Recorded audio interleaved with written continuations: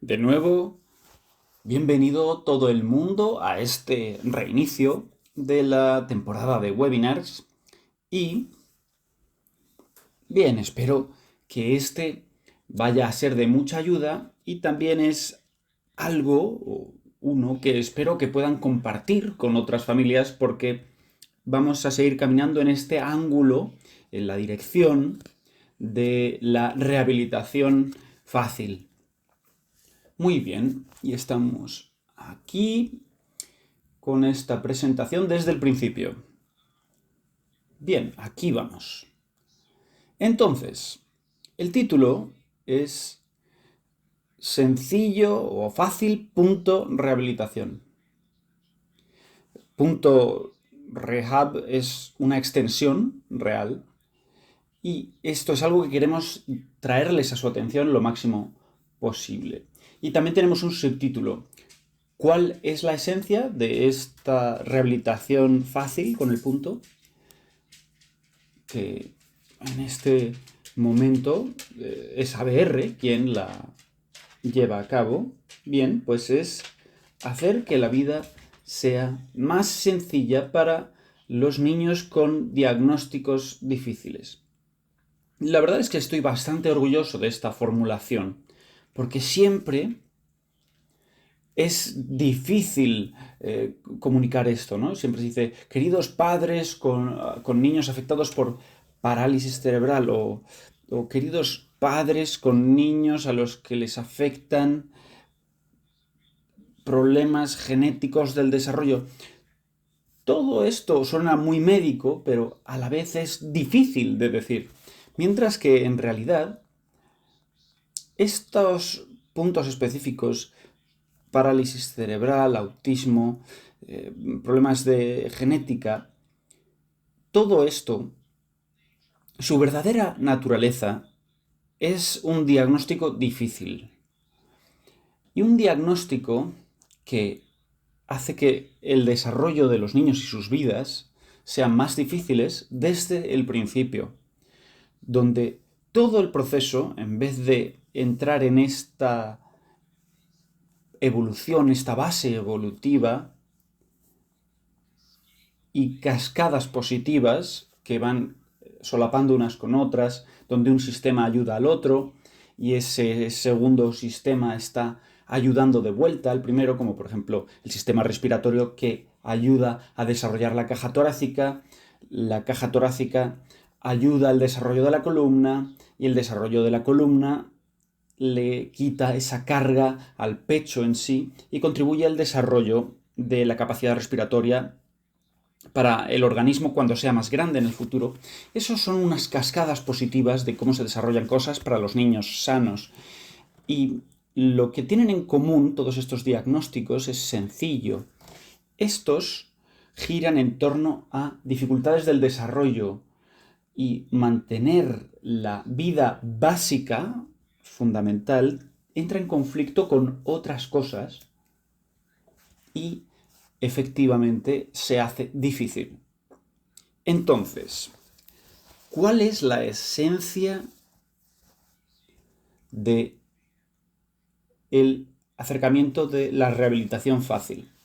Bien, yo soy un gran fanático de esta foto, ya la habrán visto en nuestros webinars,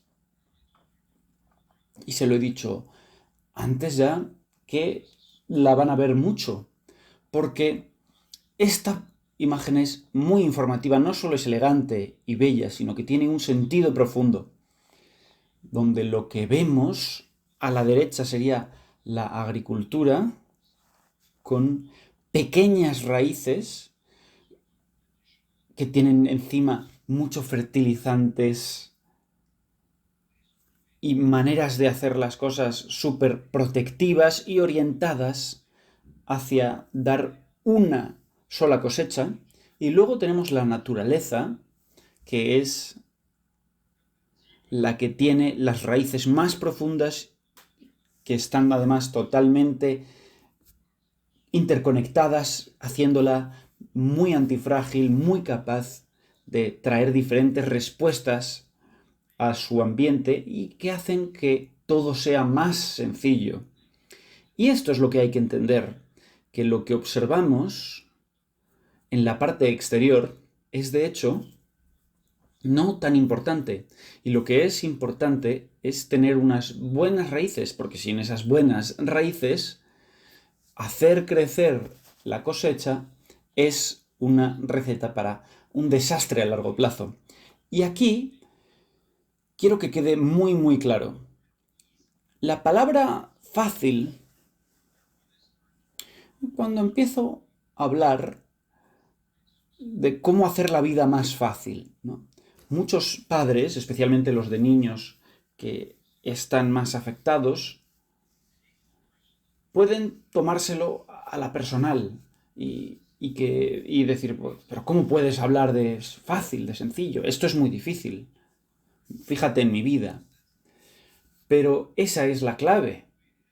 Lo que tenemos que entender, el motivo por el que tenemos que centrarnos en el factor fácil y el factor facilitador es que todos los niños con diagnósticos difíciles, para ellos las posiciones y los movimientos ya son difíciles.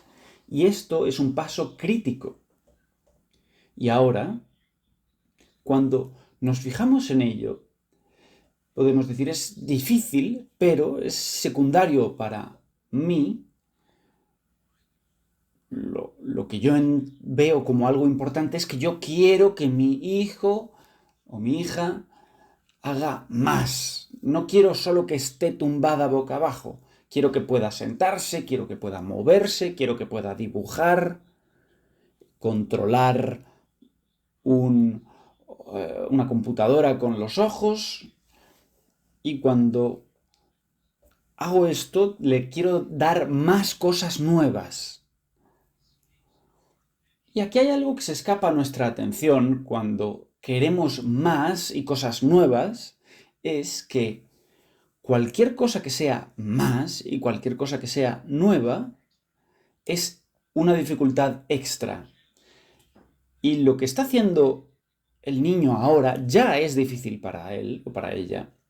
Y si eso lo es, entonces la siguiente pregunta es, si añadimos un entrenamiento extra por medio de terapia física o cualquier otro tipo de entrenamiento, que de hecho demanda más, y una actividad que además es nueva, lo único que podemos saber de esto seguro, y no voy a poner una ecuación, es que hay una garantía de dificultad extra. Está garantizado. Eso es lo único de lo que podemos estar seguros. Y eso nos lleva a esa primera ley del entrenamiento. Y es que para conseguir una mejora a largo plazo, la primera garantía de dificultad extra tiene que ser seguida por un condicionante o un futuro facilitador. Quédense un momento conmigo en este punto, por favor, porque fíjense, lo que damos por hecho de nuestras propias vidas y de las vidas de niños sanos, damos por hecho estos dos pasos. Y es que para conseguir algo, para progresar, y en ese sentido estamos igualando el progreso con la consecución de algo. Primero necesitamos experimentar una dificultad extra. Así que estamos añadiendo dificultad y entonces se hace más difícil, pero de algún modo esperamos que esta dificultad se convierta en algo más sencillo después. Fíjense que esta ecuación tiene dos partes. Terminar con la dificultad es lo sencillo. Disculpen por el lenguaje, es un poco confuso, pero terminar con esa dificultad, de hecho, hace que el éxito de este entrenamiento entero dependa ¿en qué? Dependerá de tener una reserva de facilidad para que esa dificultad extra que hemos creado sea absorbida y extendida o esparcida, y entonces se encuentre el camino en estas raíces que hemos dibujado aquí, que estarían desde antes ya en el sistema, y que consigan distribuir y hundir dentro de ellas, en esa reserva de facilidades, y entonces tendremos el beneficio de esa dificultad extra que hemos traído. Y esto es clave, porque si no tenemos esa gran reserva de facilidad, entonces añadir una dificultad extra es una estupidez, porque los niños ya tienen una vida en el borde de la dificultad. No tienen esa reserva de facilitación, no tienen buenos mecanismos para facilitar las cosas. ¿Y qué les ofrecemos? Bien, están faltándoles cosas a este nivel, pero estamos tratando de artificialmente empujar estas cosechas, sin hacernos la pregunta de qué clase de raíces hay ahí. O si ponemos estas cosechas aquí, le estamos dando una dificultad extra al sistema. Vaya, quizá no estemos haciendo nada más que debilitar las raíces que existen. Y no estoy alimentándolo a esa reserva de facilitación. Y esa es la clave. No tomar esta parte de la reserva de facilitación que todos nosotros tenemos, no dar por hecho que esté ahí. Y ese es el primer movimiento crítico, desde donde empieza todo lo demás. Y luego tenemos que hacernos la pregunta, tenemos que ver las dos partes de la ecuación. Por una parte, añadimos dificultad, pero para hacer todo el ciclo y conseguir esa mejora, necesitamos tener una facilitación interna, esa reserva de la que hablamos, para que la absorba. ¿Ven? Para los niños sanos, esto se da por hecho. Esos son los que se han formado durante el desarrollo intrauterino y el proceso relativamente sencillo de nacimiento. Pero para los niños con diagnósticos difíciles hay un problema, un nacimiento catastrófico a veces, que es un gran reto. Lo siguiente que queremos remarcar es que no solo cuando estamos en esta dificultad de algo nuevo y que es más, añadimos además dificultades extras y además hay otra cosa a la que nadie le presta atención y es estar demasiado centrados en los movimientos y acciones y actividades. De algún modo encontramos aceptable utilizar estas trampas tónicas, utilizar esfuerzos emocionales, intelectuales y todo tipo de esfuerzos extra como trampas o trucos tónicos. Y cualquier sesión de terapia física en cualquier parte del mundo, ¿cómo empieza? Se pone a los niños en cualquier posición, en una silla, o en una bola, o en un bipedestador, y luego llega una conversación. ¡Vaya! ¡Eres un campeón! Bien, adelante, haz esto, haz lo otro. Y los padres están muy contentos, todo el mundo aplaude. ¡Vaya! ¡Qué bien! Vamos, vamos, levanta la cabeza, un poco más, un poco más. Sosténla ahí. Todo esto, todo este show, quiero que ustedes me muestren un entrenamiento físico donde todo el mundo esté en silencio, donde nada esté ocurriendo, donde no haya esa trampa extra y ese soborno, por decirlo, de los niños. Aquí está tu galleta favorita, ven aquí, mamá te va a dar un abrazo. Sí, pero ¿a qué nos lleva todo esto? Esto genera, desafortunadamente, una contaminación tónica que es insostenible y son movimientos sucios. E intencionalmente he utilizado esta palabra. Son movimientos sucios. ¿Por qué? Porque cuando vemos que los niños están haciendo este tipo de movimientos con tono muscular extra, muy excitados, ¡oh, esto es genial! No, quiero que vean esto. Estos son movimientos sucios. No es un movimiento limpio, con un mínimo tónico sobre el que se puede construir desarrollo. Eso es un movimiento sucio que desaparecerá, porque básicamente lo que está ocurriendo aquí es no solo que se está garantizando esta dificultad extra, también se está garantizando la contaminación tónica extra.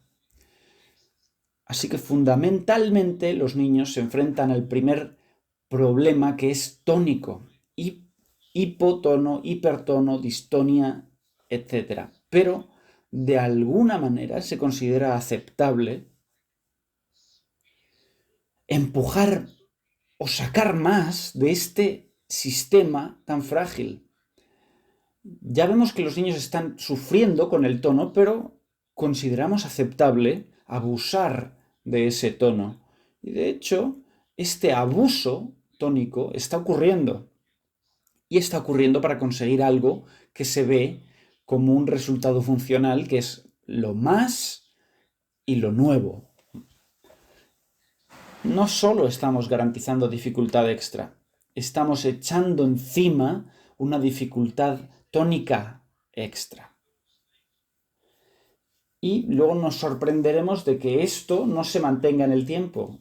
Muchos padres dicen, bueno, mi niño o mi niña es vago. Cuando tratamos de llevarlo a la terapia física no quiere trabajar. Bueno, hay niños que se han hecho tan dependientes de este chantaje emocional que lo hacen solo para satisfacer a los padres. Pero hay matices extra aquí, de los que hablaremos hacia el final de esta conversación, y es que a veces los niños sí que quieren moverse como manera de descargar ese tono, así que es una manera de hacer un mantenimiento tónico, pero hay que verlo, de nuevo, como un autointento de mantenimiento tónico, y no como un intento de hacer nuevos movimientos. Y esto es crítico también, y tenemos que entenderlo muy específicamente. Así que estos movimientos sucios, centrados en trampas tónicas, no van a traer mejorías a largo plazo. Y punto. Y el hecho de que todo esto desaparece sin estas trampas tónicas y volvemos atrás en cuanto nos vamos de vacaciones o los niños se ponen malos un par de semanas. ¿Por qué vuelve todo atrás a donde estábamos al principio? Bueno, porque son dificultades extra con trampas extra. Y esta es la conclusión clave. El único tipo de movimientos que cuentan son movimientos limpios tónicos, que vienen desde la base tónica con picos de tono mínimos y su habilidad de controlarlas y controlar esa elevación tónica y poder bajar ese tono. Eso es exactamente lo que tiene que ocurrir. Tenemos un tono base, ahí llegamos al tono de preparación, luego el tono de activación, luego el tono de acción, y una vez que baja ese tono de acción y se restablece el tono, volvemos abajo y este ciclo funciona. Pero si nuestro niño está en un tono demasiado bajo, luego pega un gran salto, se mantiene arriba, luego baja un poco, vuelve a subir, etc. Este perfil tónico no tiene nada que ver con un control adecuado. Lo que necesitamos hacer es volver y fijarnos en los movimientos tónicos limpios. Y esta es la cuestión central que tenemos que hacernos. ¿Qué es capaz de hacer nuestro niño, nuestra niña, sin las trampas tónicas? ¿Cuál es la base del movimiento tónico limpio? Porque es mucho más útil entender cuál es nuestra base tónica, aunque sea muy baja. Pero es la verdadera, y eso es lo que queremos hacer, y es en lo que enfatizamos nuestros ejercicios en ABR. Vamos a volver atrás, no me interesa todo lo que rodea hoy en día. Mi niña puede gatear, puede estar en el bipedestador, puede hacer unos pasos. Esto es insostenible. Todo esto desaparecerá y ya está destruyendo a la niña.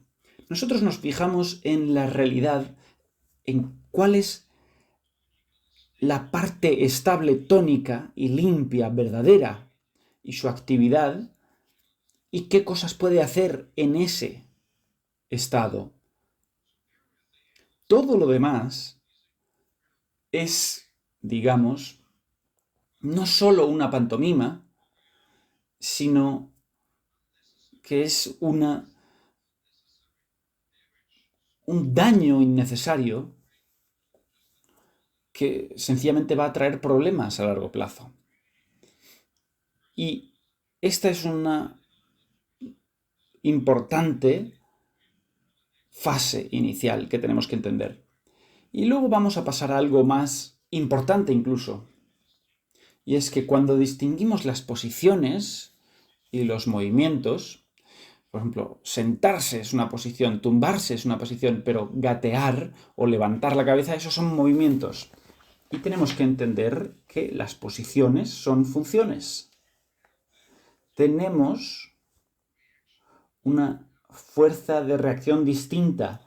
Tenemos unas palancas angulares que están funcionando desde diferentes partes del cuerpo y las posiciones no son sencillas.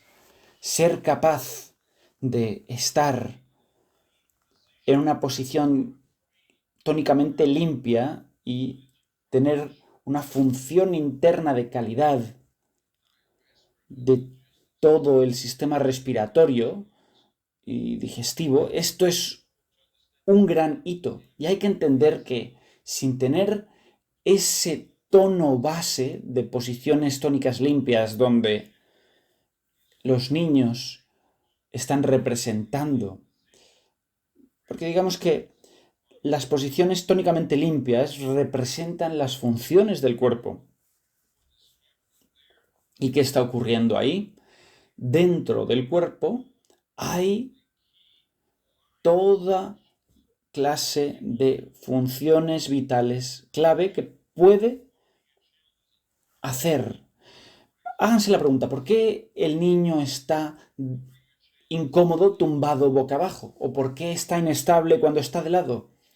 ¿Cuáles serían los problemas si se tumbase boca arriba? La respuesta es muy sencilla. Si nos fijamos en la imagen global,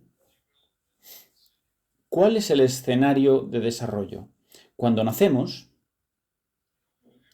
tenemos, vamos a verlo como un sistema de 3 patas. El cuerpo interno, nuestras vísceras y todos los cambios e intercambios metabólicos, procesar gases, líquidos, sólidos, respiración y digestión. Luego tenemos nuestro cuerpo. Esto será todo lo que tenga que ver con huesos, cuerpos, músculos y la fascia entre medias. Y luego tenemos el cerebro con la parte sensorial. ¿Cuál es el mejor escenario? El escenario positivo.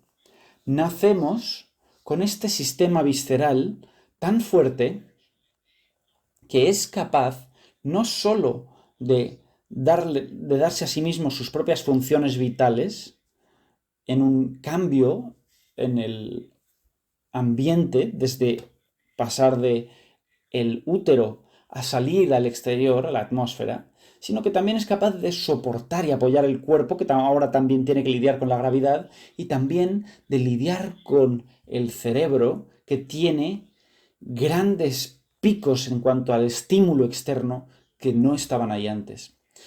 La parte visceral ayuda al cuerpo interior y ayuda al cerebro y al cuerpo exterior, que está lidiando con el ambiente exterior. ¿Qué le pasa a los niños con diagnósticos difíciles? Es muy sencillo. Estos niños nacen en una situación en la que la víscera, la parte de la función vital, no es capaz de funcionar por sí misma. Así que típicamente, ¿qué ocurre? Necesita un apoyo extra del cuerpo muscular, huesos, todo. Y también necesita apoyo del cerebro. Así que ahora, estos, en vez de ser libres y estar soportados, necesitan seguir ayudando a la parte interna visceral. Y eso, por supuesto, hace que las funciones externas sean muy difíciles.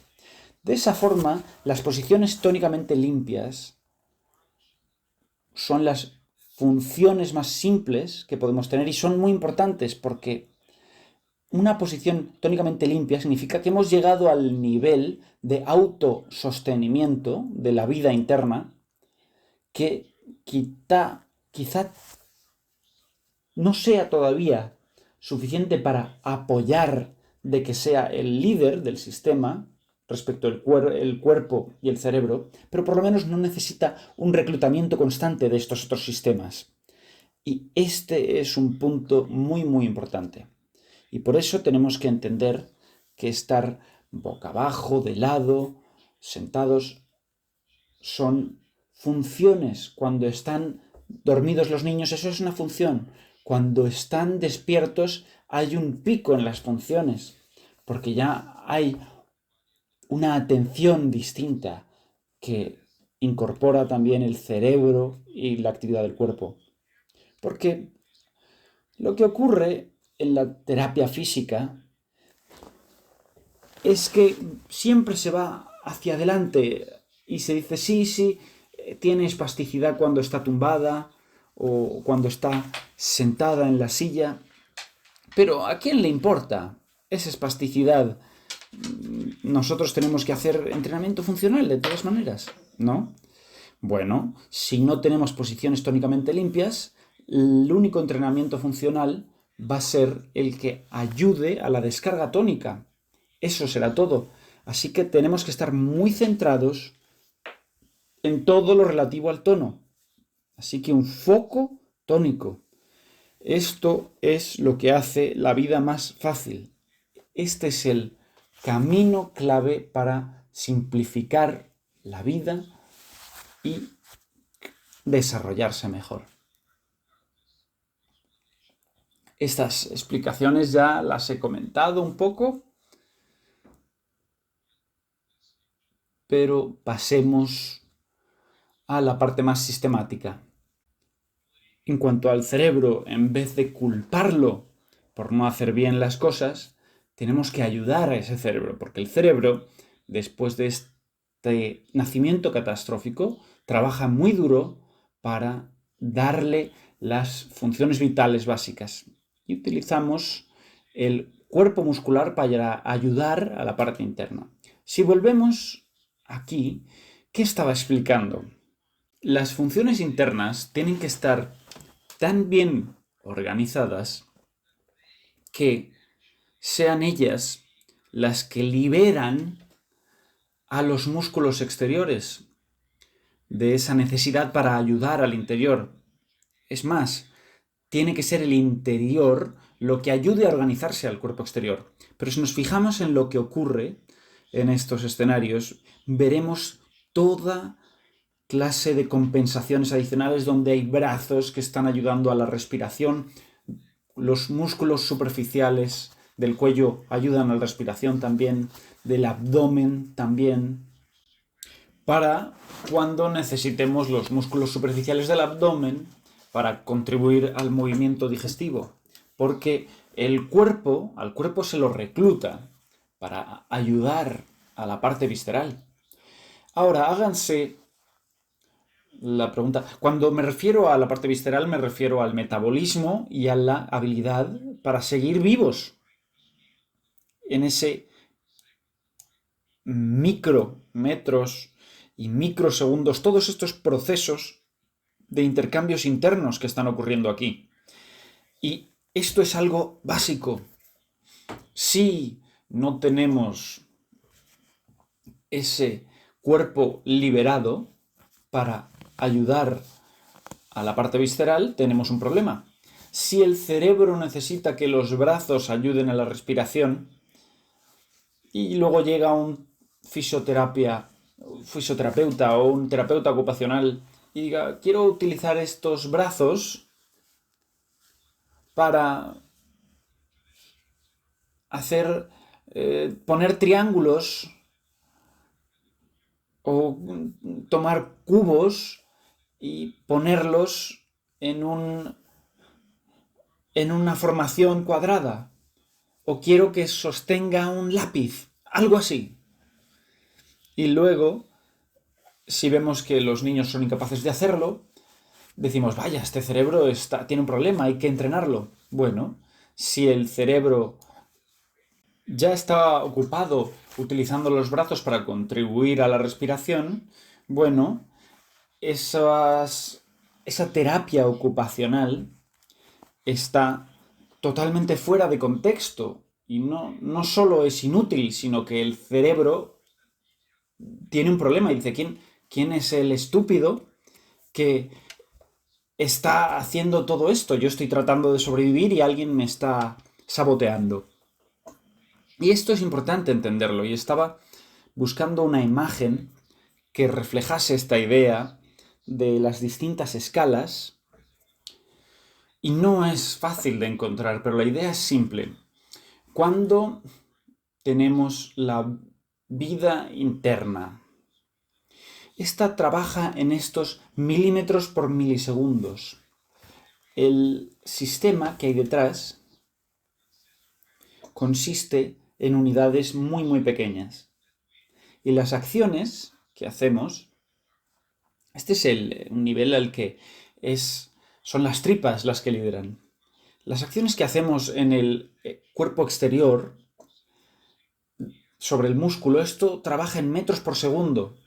Así que esto es lo que trataba de enseñar. Para cada uno de esos pequeños triángulos o cuadrados dentro, solo hay un gran bloque al nivel superior, al nivel exterior. Hay muchos en el interior y uno grande en el exterior. Ese cuerpo externo muscular está trabajando con la función externa, pero la función vital que está ocurriendo en el interior es muy distinta. Y es un factor de una millonésima parte. Por eso el cuerpo está mucho más preocupado con lo que ocurre en el interior. Y ese es nuestro trabajo. Nosotros, una vez que nos demos cuenta de este reto fundamental, que el cuerpo del niño no está funcionando bien, el que podemos ver bien, esto es porque su cuerpo está ayudando al cuerpo interior, al cuerpo metabólico, para que sobreviva, para que siga produciendo ese flujo de vida, esos intercambios. ¿Cuál es la lógica que hay aquí? No hay que culpar al cuerpo y decir, olvidémonos de él. No.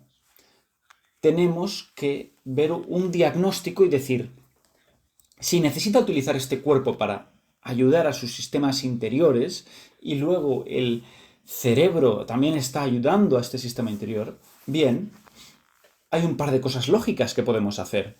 Lo lógico sería decir, bien, antes de nada, ¿cómo podemos ayudar a ese cuerpo interior?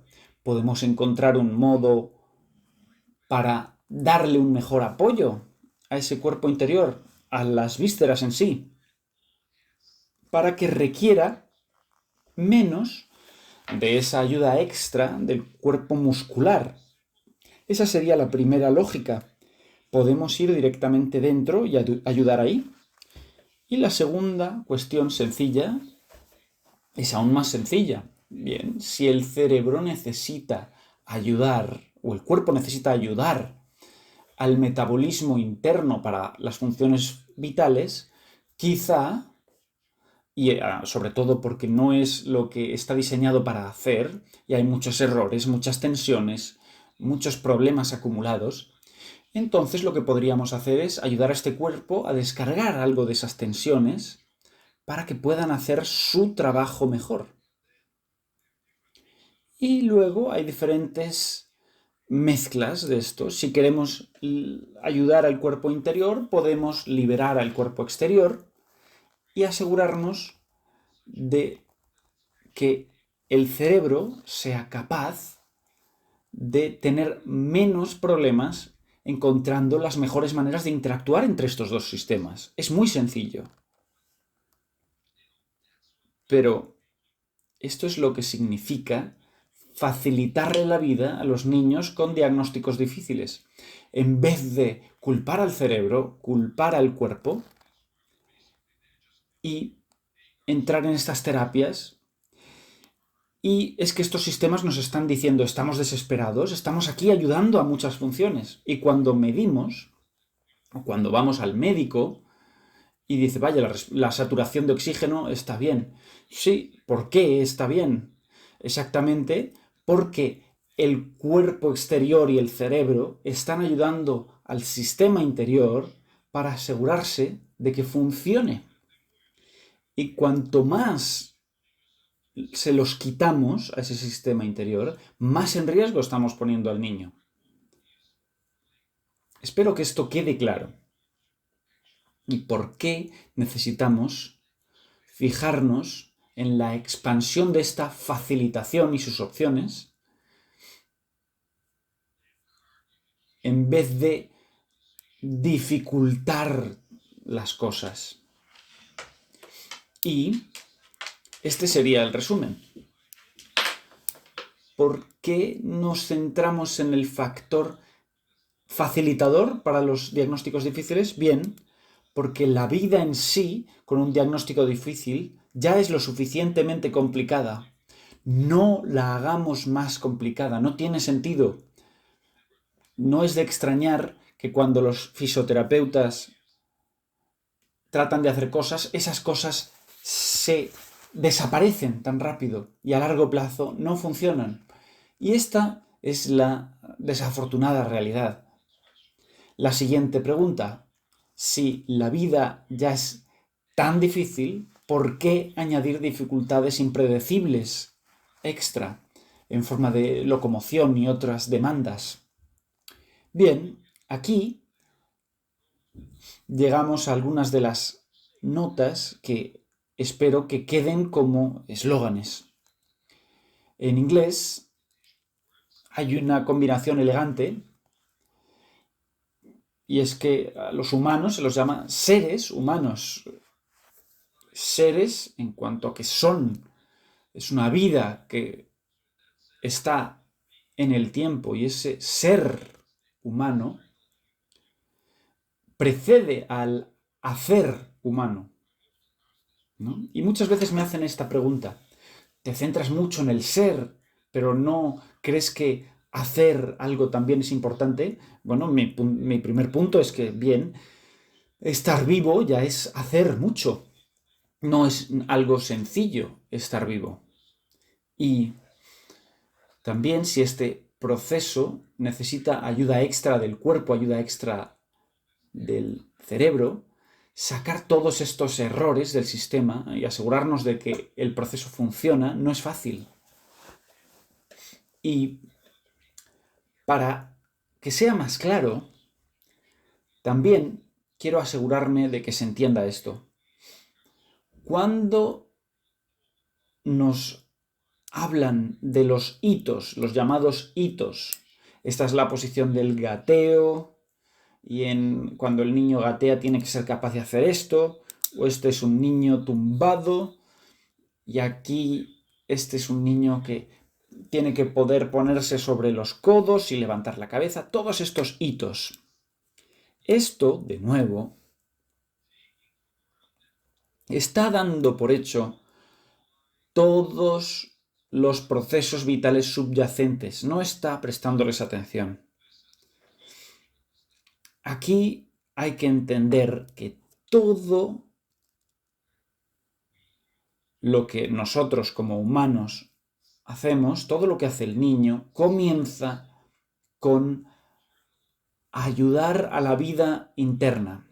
Esto es fundamental. Los músculos y todo el sistema musculoesquelético, en primer lugar, le hace un servicio a lo que ocurre en el interior. Ayudan, por una parte, y por otra parte, también facilitan la descarga.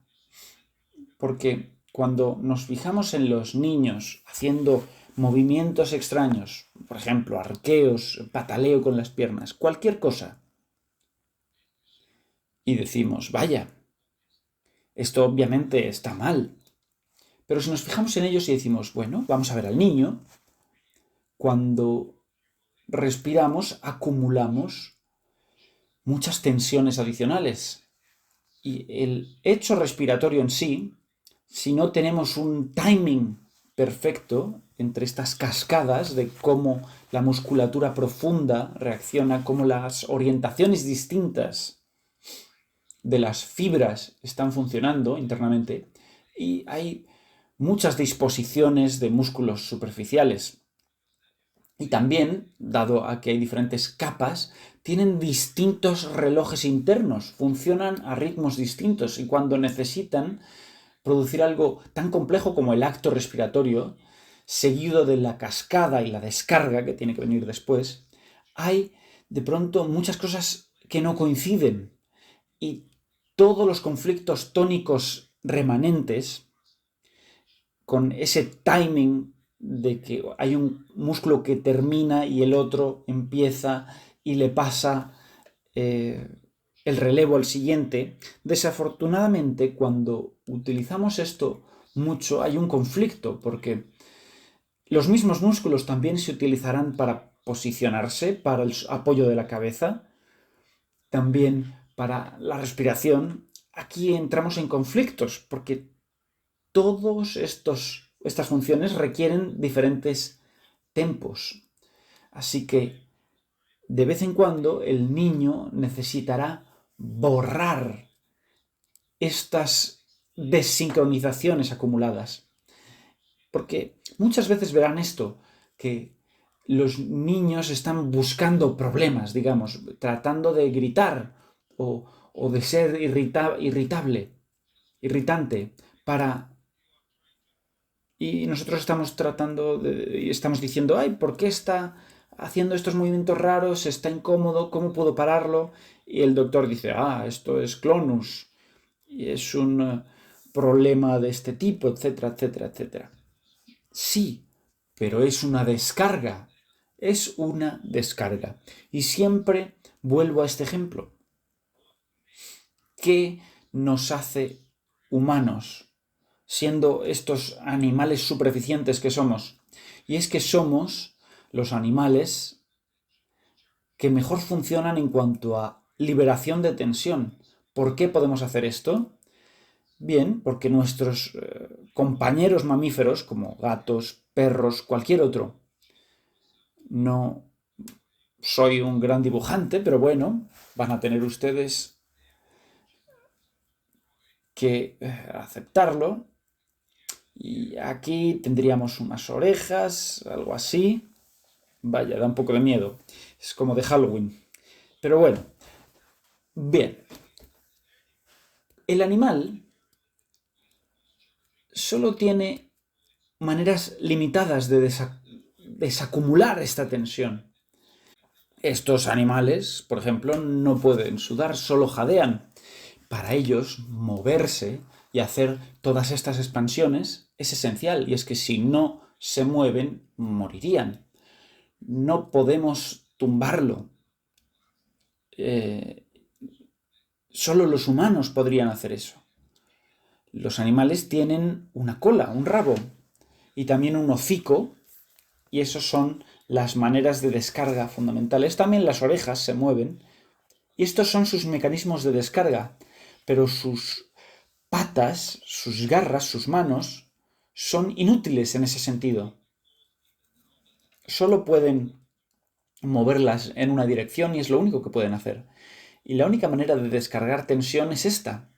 Por eso, incluso como niños, cuando somos niños, siempre se dice no agarres a un perro o a un gato del rabo. O si hay un gato o un perro que nos permite tocar su cola, su rabo, es que confía mucho en nosotros. Pero en nuestro caso, nosotros tenemos 20 colas. Tenemos manos y pies que nos dan cada uno 5 dígitos. Y por eso tenemos 20 avenidas para descargarnos. Pero los niños, nuestros niños, no lo tienen. El problema de nuestros niños es sus dígitos, es que no participan. Y de pronto, los niños se encuentran en una posición mucho peor que un perro o un gato, porque estos tienen cola, pero nuestros hijos no la tienen. Entonces nuestros hijos empiezan a hacer cosas con la boca, abriéndola en ángulos extraños, llorando, gritando, haciendo otras cosas, y luego lo único que queda es utilizar esa capacidad de arqueo de las piernas, estirar las piernas, hacer esas ondas, todo para descargar esa tensión acumulada. Por eso quería remarcar que vivir en sí ya es mucho. No es algo sencillo que se pueda dar por hecho.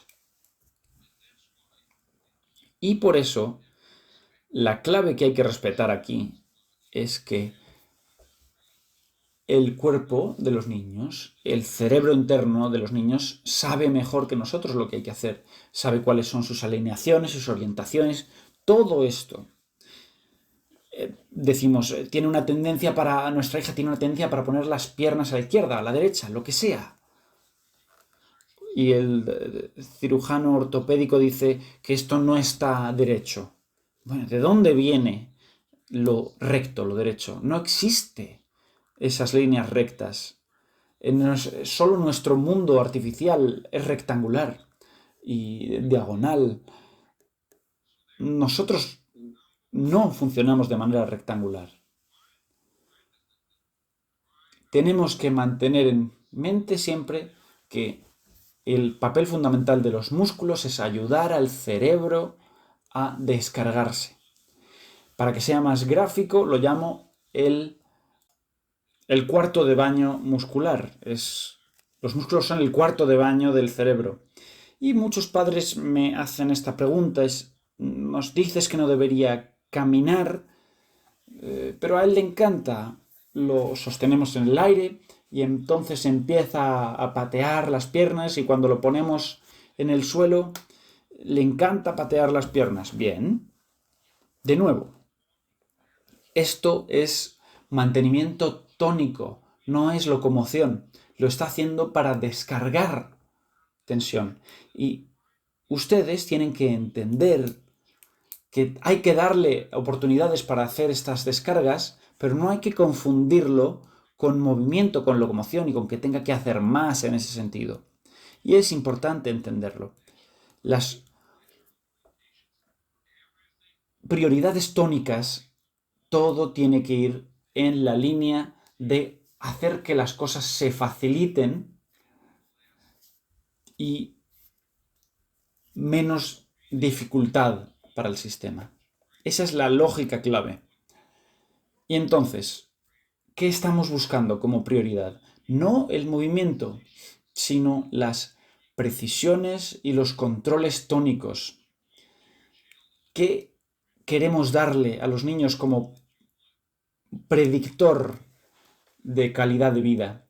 Libertades tónicas. Ya he hablado de libertades tónicas en el pasado, pero haré un webinar extra sobre estas libertades tónicas. Esto significa que tenemos una parte que es un tono mental personal, porque cada una de estas partes tiene un impacto sobre el tono. Hay un tono mental. Cuando pensamos en algo, hay un cambio del tono a lo largo de todo el cuerpo.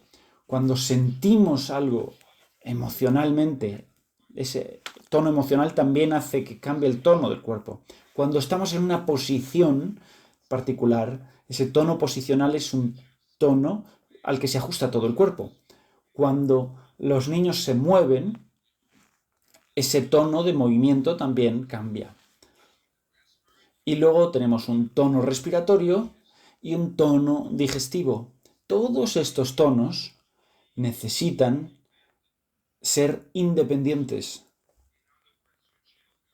En otras palabras, los niños tienen que ser capaces de estar en cualquier posición después de comer.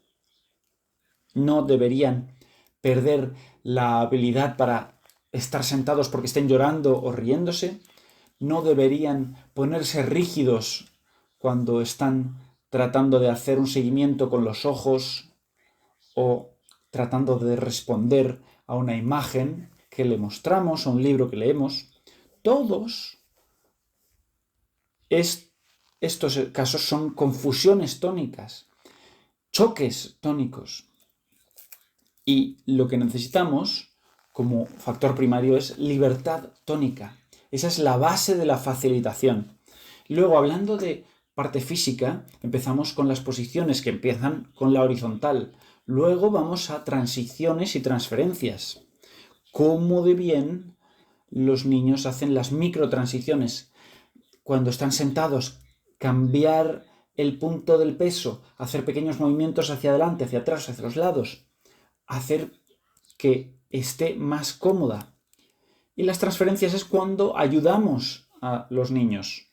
Cómo de bien pueden incorporarse o incorporar esa ayuda que le estamos haciendo. Que su cuerpo, en vez de resistirse a esa ayuda, poniéndose rígido o perdiendo todo el tono, que su cuerpo sea capaz de responder a nuestro contacto y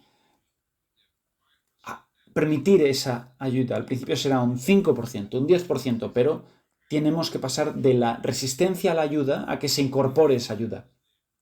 Y solo después de eso llega esa autoactividad que empieza con esas ondas de descarga y luego basándonos en estas ondas de descarga tenemos esas libertades y es que van consiguiendo los niños esas primeras capacidades. Y así llegamos a esa pirámide que precede cualquier inicio de locomoción. No como una dificultad extra, sino de un modo verdaderamente fácil. Y este es el punto que más quiero remarcar y que más claro y más explícito quede. Así que, si resumimos esto, la imagen global son las 3 palabras relacionadas con la facilitación. Lo primero, cuanto más fácil, mejor. En otras palabras, nosotros empezamos con el niño o la niña en el punto en el que está ahora. ¿Cuáles son las posiciones y capacidades naturales que tiene ella? Y nuestro trabajo desde el principio es hacer que las cosas sean más sencillas desde donde ella ya es capaz de trabajar, empezando, por supuesto, con las posiciones, empezando con las funciones vitales. No empujamos hacia adelante, no empujamos hacia territorios desconocidos de más y difícil. Decimos, bien, sabemos que esto es lo que ella es capaz de hacer más o menos de manera consistente, más o menos incluso cuando está de mal humor. Y esto también es algo que siempre comentamos en las valoraciones. Tantas veces los padres dicen, vaya, hemos viajado y hoy no es el mejor día, no va a mostrar todo lo que puede hacer. Y digo, miren, si acaso todo lo bueno les pertenece a ustedes. Para mí, lo importante es ver cómo está la niña en sus días malos, porque no estamos hablando de una crisis, pero si hablamos de días normales, que a veces pueden ser mejores y son los los mejores días del mes para ella, pero si vienen y podemos ver los peores días del mes para ella, eso es genial porque eso nos va a mostrar el verdadero nivel de dificultad. Y si podemos ayudar a la niña a reducir estos y que sean menos difíciles para ella y que haya menos fricción y menos conflictos tónicos, entonces sabemos que podremos conseguir un buen resultado. Y en el otro sentido, si el niño o la niña está en su mejor día, bueno, quizás el mejor día del mes, y entonces no es eso lo que estamos buscando, no es lo más informativo. La clave es desarrollar una zona de confort a través de esa expansión del repertorio. La imagen que mostraba de las raíces tiene que ver con la expansión del repertorio. Y nosotros somos productos de la sociedad industrial. Nos han indoctrinado a través del sistema educativo y muchas otras cosas. Y nos han dicho que la zona de confort es una expresión negativa. Y esta persona no abandona su zona de confort, es un perdedor. Como si tuviéramos que siempre estar fuera de nuestra zona de confort. No, primero necesitamos una zona de confort y después ya podremos hablar de lo demás. Así que lo que necesitamos para nuestros niños es conseguir la zona de confort productiva mejor posible, donde tengan esa intersección tónica de libertades tónicas entre la persona, el cuerpo y las vísceras para poder disfrutar la vida desde ese punto. Ese es su problema. Y para ellos la palabra zona de confort es un gran plus. Es la única manera de llegar a estar bien, de ser felices en sus cuerpos. Ese sería el punto número 1. La segunda cosa que hay que entender, de lo más fácil, ahora llegamos a la siguiente palabra, que sería la facilidad.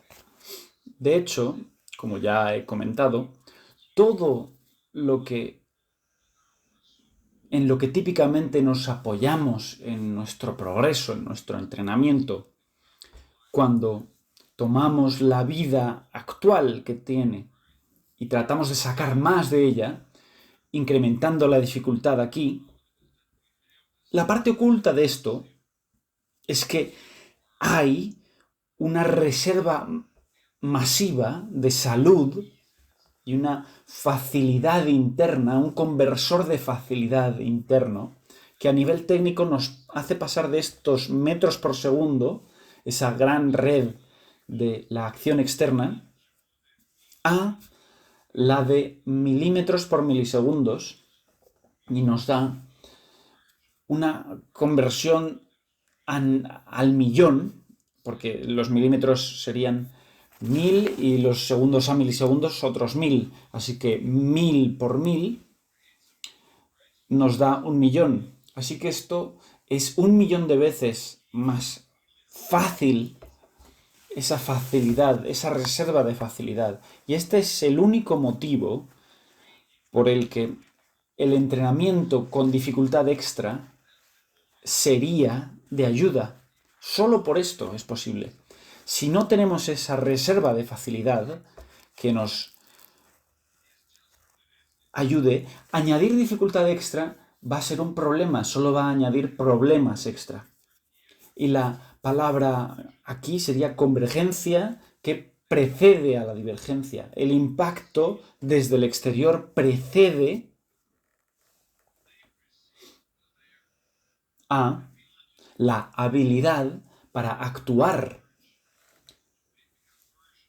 Y convergencias desde el exterior al interior preceden a la habilidad para expandirnos. En otras palabras, el ambiente actúa sobre nosotros y eso es lo primero que necesitamos tener autonomía sobre ello. Y luego podremos pasar al siguiente nivel de actuación. Si no tenemos esa autonomía sobre nuestro ambiente, no podremos funcionar. Y esto es la imagen que siempre vuelvo a traer. Es uno de mis vídeos favoritos de Jean-Claude Guimberto. Y la imagen de cómo la fascia es una escala múltiple para cada gran fibra que podamos detectar y que parece una fibra muscular solitaria. Hay miles de microfibras que continuamente están naciendo y muriendo y renaciendo y reconectándose. Es una nube de vida. Y esta es lo que hace esta conversión posible, pasar a ser 1.000.000 de veces más fuerte. Y la tercera palabra en la que nos fijamos, empezamos con más fácil, porque fácil tiene el más fácil, luego facilidad, y ahora entramos en la facilitación global del acercamiento a la vida. En otras palabras, tenemos que hacernos una pregunta. ¿Qué puedo hacer para que las cosas sean menos difíciles para nuestro hijo? No como un reto, sino cómo puedo generar esa esfera en la que haya menos presión para que puedan expresarse mejor. Y esto va a todos los planos: la atmósfera, la asistencia, la comunicación. Y en primer lugar, ¿esto qué significa? La clave aquí es atmósfera. ¿Y cuál es la dificultad número 1, paradójicamente? Ustedes. Cada vez que los niños no les necesitan a ustedes, no interfieran con el niño. Su primer trabajo, el 90% del éxito de ustedes es crear una buena atmósfera. Cuando están con el niño o con la niña, se siente segura. Pero no se preocupen de que su niña se aburra o lo que sea. Asegúrense de que todo sea seguro y después denle privacidad, capacidad para ser ellas mismas o ellos mismos, para que tengan su propia autopercepción, sus propios timings, tempos. Que la niña no esté activamente llamándoles. Relájense.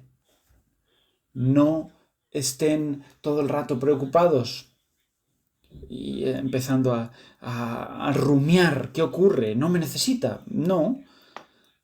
La necesitan a ustedes como creadores de atmósfera, pero permitan que los niños generen su propia reserva interna de facilidades y eso les dará dividendos en forma de desbloquear el verdadero potencial de los niños. Y esta sería el resumen de lo que quería ver hoy. Y la siguiente fase es que estamos en este proyecto, estamos probando este proyecto que le llamamos el sentado fácil, que será una referencia clave para la rehabilitación fácil. Ya llevamos algo más de 1 hora, así que hablaremos del sentado fácil en el siguiente webinar, tal vez, y meter otras cosas en él, pero este es un punto que también quería remarcar, porque el sentado es crítico. Es más importante que el gateo, más importante que cualquier locomoción, porque si el niño es capaz de sentarse con facilidad, eso resuelve el 90% de toda la participación y comunicación y sus necesidades. Si es capaz de sentarse con facilidad, podrá participar con las funciones motoras y hará más fácil el desarrollo motor en el futuro, pero tiene que ser verdaderamente fácil. Y para que lo sea, tengo estos tests sencillos, que es el test de la banqueta. Y es que si ponemos a un niño en una banqueta sin apoyo extra, como este niño, somos capaces de alejarnos. Imaginen que de pronto quieren ir al baño y plantan al niño ahí y dicen, disculpa, cariño, vuelvo en un minuto. Se van a sentir seguros y con comodidad de que no va a pasar nada. Este sería el test de la banqueta número 1. El test de la banqueta número 2 es más ambicioso. Bien, el primero era poner al niño aquí y que sean capaces de controlar su plataforma de sentado, los equilibrios, muchos parámetros que comentaremos en el programa de Sentado Fácil, pero que todavía no vamos a entrar ahí. Y ahí hablaremos del segundo nivel, el nivel en el que ya hablamos de la habilidad para entrar y conseguir esa posición. Ese sería el test de la banqueta número 2. Pero el test de la banqueta número 1 es el esencial, es la clave y el que nos da el 90% de la calidad de vida. Y más adelante, cuando entremos en el sentado fácil como la referencia fundamental para la rehabilitación fácil, mostraremos estas esculturas clásicas que ilustran todos los puntos de los que solemos hablar, porque aquí podemos ver muchas cosas. Esto es del siglo XIX, pero ya podemos ver ese contacto con el piso. Luego tenemos el sacro, la división lumbar ilíaca. Luego las crestas ilíacas. Luego los equilibrios a nivel de la cintura. El equilibrio a nivel superior. La onda que recorre la columna. Todas estas son cosas bellas, pero hay mucho que cubrir en las preguntas de hoy. Así que para no pasarme mucho más de una hora, creo que ya hemos hablado mucho hoy y con esto espero que haya sido de ayuda y una presentación informativa sobre la esencia del acercamiento fácil a la rehabilitación para hacer que las cosas sean más fáciles. Así que esa fascia profunda, esa reserva profunda de fascia y que esté ayudando toda la vida de los niños con un diagnóstico difícil. ¿Cómo podemos conseguir esa facilitación de la vida a nivel global?